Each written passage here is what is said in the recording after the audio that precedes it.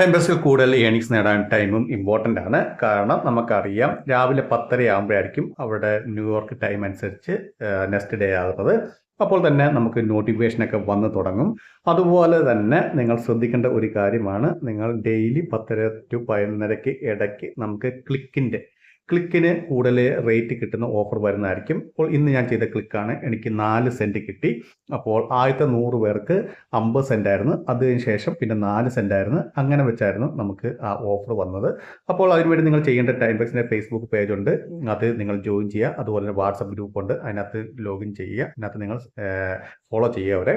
കാരണം ഇതുപോലെ ക്ലിക്കിൻ്റെ special offers നിങ്ങൾക്ക് വരുമ്പോൾ തന്നെ അറിയാൻ സാധിക്കുന്നതാണ്. ഒറ്റയടിക്ക് $10 വരെ കിട്ടുന്ന ക്ലിക്ക് വന്നിട്ടുണ്ട്. ബ്ലാക്ക് ഫ്രൈഡേ ടൈമിലായിരുന്നു ക്ലിക്ക് വന്നത്.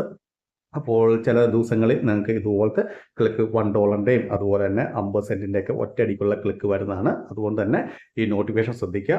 ശ്രദ്ധിക്കേണ്ട ടൈം എന്ന് പറഞ്ഞാൽ രാവിലെ 10:30 10:30 തൊട്ട് ഒരു 11:30-12 മണി വരെ ഈ നോട്ടിഫിക്കേഷൻ എപ്പോൾ വേണമെങ്കിലും വരാം.